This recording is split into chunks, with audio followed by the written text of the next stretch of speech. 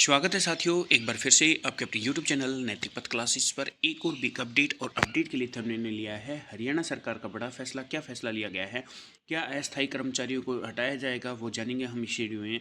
मुख्य सचिव जी ने क्या निर्देश दिए हैं, क्या पहले आए अस्थायी कर्मचारी पहले हटेंगे। तो अगर आप जानना चाहते हैं कि पूरी डिटेल में सूचना क्या है तो प्लीज़ वीडियो को स्टार्ट से एंड तक देखिएगा, जिससे कि आपकी इन्फॉर्मेशन मिस ना हो। तो आइए स्टार्ट करते हैं पूरी डिटेल में इन्फॉर्मेशन क्या है। तो प्यारे साथियों, ये है इन्फॉर्मेशन। हरियाणा सरकार का बड़ा फैसला, नव चयनित ग्रुप डी कर्मचारियों को विभागों ने दी नियुक्ति। 5 साल से कम सर्विस वाले अस्थायी कर्मचारी हटेंगे। ये कौन से कर्मचारी हटने जा रहे हैं और जिनकी सर्विस 5 साल से कम है वो हटने जा रहे हैं।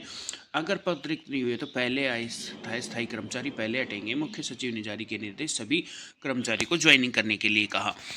पूरी डिटेल में सूचना क्या है कि हरियाणा सरकार ने बड़ा फैसला लिया है। नव चयनित ग्रुप डी कर्मचारियों को विभागों में ज्वाइनिंग के आदेश दिए हैं। साथ में 5 साल से कम सेवा वाले अस्थायी कर्मचारियों को हटाने का फैसला किया है। अगर पद रिक्त नहीं हुए तो पहले अस्थायी कर्मचारी पहले आए पहले वे हटेंगे।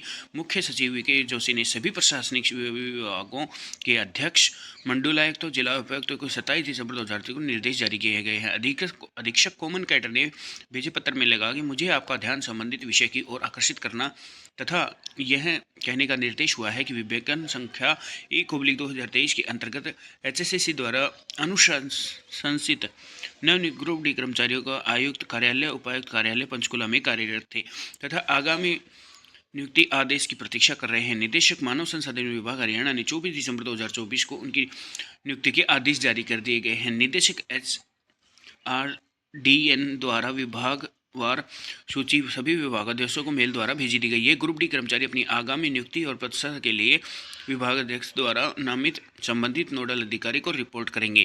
यानी कि जो ग्रुप डी के नए चयनित कर्मचारी हैं उनको 24 जनवरी को उनको स्टेशन अलॉट कर दिए गए हैं। यानी कि उनकी जो नियुक्ति है वो दे दी गई है। बाकी जहां जो अस्थायी कर्मचारी कौन से हटेंगे, जिनकी 5 साल से कम है वो अस्थायी कर्मचारी अब हटेंगे। और जो अगर जाके कहीं पे पद की संख्या ज़्यादा हुई तो जो कर्मचारी पहले अस्थायी कर्मचारी लगा था वही सबसे पहले अस्थायी कर्मचारी हटेगा। सीईटी के लिए तैयारियों के लिए आयोग ने मीटिंग की।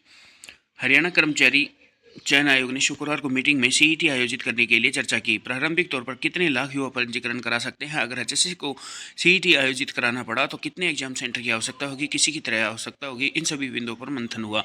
आयोग को सीईटी आयोजित कराना है, चाहे खुद आयोजित करे या NTA या किसी एजेंसी से आयोजित कराए, वन टाइम रजिस्ट्रेशन भी कराना होगा। उम्मीद है कि ग्रुप सी के लिए 14-15 लाख पंजीकरण करा सकते हैं, जबकि ग्रुप डी के लिए 15-16 लाख कैंडिडेट्स पंजीकरण करा सकते हैं। तो दोस्तों, सीईटी की जो तैयारियां हैं उसको भी लेकर मीटिंग की गई है, क्योंकि आप सभी को पता है कि जो NTA है उसने बता दिया था कि वो जो है ये भर्ती प्रक्रिया आयोजित करेगी, जो हायर लेवल की भर्ती प्रक्रिया है वही आयोजित करेगी। अब आने वाले समय में देखा जाएगा कि सीईटी किसके द्वारा कंडक्ट करवाया जाता है।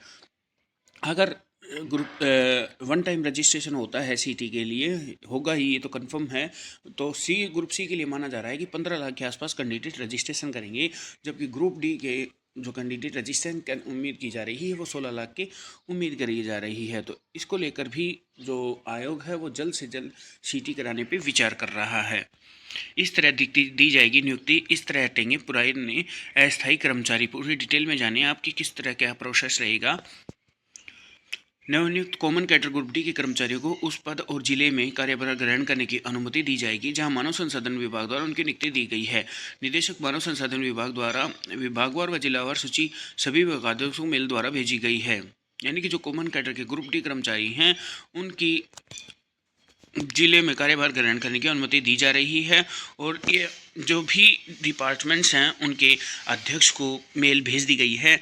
यदि पद पर पहले से ही आउटसोर्सिंग नीति विभाग के तहत भाग 2 के तहत लगे ग्रुप डी के स्तर अनुबंधित कर्मचारी और एचकरण के माध्यम से तैनात लेवल 1 कर्मचारी या अन्यथा किसी ऐसे अनुबंधित कर्मचारी का कब्जा है जो हरियाणा सरकार के अधीन किसी भी संगठन में 15 अगस्त 2019 से पहले शुरू लगा था, तो ऐसे कर्मचारी को कार्यमुक्त नहीं किया जाएगा। उसका मामला हरियाणा अनुबंधित कर्मचारी अधिनियम 2024 के तहत सेवा की सुरक्षा का लाभ के लिए संबंधित विभाग द्वारा प्रोसेस किया जाएगा।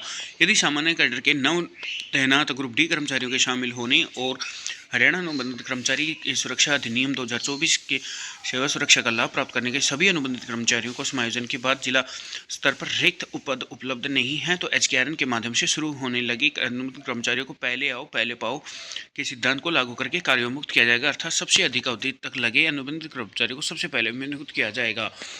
यानी कि दोस्तों क्या है कि अगर कोई कर्मचारी लगा है जिनको 5 साल नहीं हुआ है तो वो कर्मचारी अब हटाए जाएंगे। और क्या प्रोसेस रहेगा, यानी कि जो पहले लगा है अगर कहीं पद संख्या, ये रूल कहाँ लागू होगा, वहाँ लागू होगा जहाँ पद की संख्या ज़्यादा है।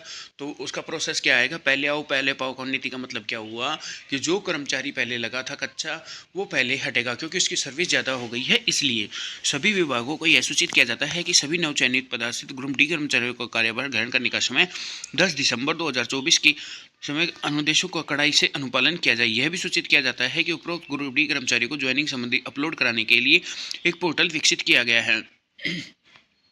इसलिए अनुरोध किया जाता है कि विभाग स्तर पर एक नोडल अधिकारी को नामित किया जाए जो दैनिक आधार पर उक्त पोर्टल कर कॉमन कैटेगरी कर्मचारी समिति ज्वाइनिंग रिपोर्ट अपलोड करे। ये निर्देश तत्काल प्रभाव से लागू हो। कृपया इन निर्देशों को सभी संबंधित के ध्यान में लाया जाए ताकि इनकी सख्ती से पालन किया जाए। तो साथियों बहुत बड़ी अपडेट है ये कि जो नए कर्मचारी थे ग्रुप डी के उनकी नियुक्ति दे दी गई है 24 दिसंबर को ही।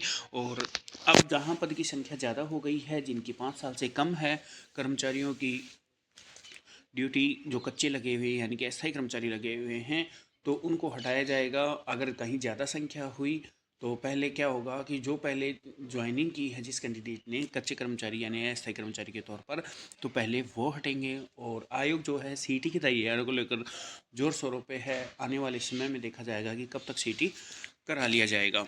तो साथियों ये एक अपडेट थी और इसी तरह की आप अपडेट पाना चाहते हैं तो बेल आइकन को ऑन कर लीजिएगा। जब भी हमारी तरफ से कोई नेक्स्ट अपडेट आएगी तो उसका नोटिफिकेशन आपको मिल जाएगा। थैंक यू दोस्तों।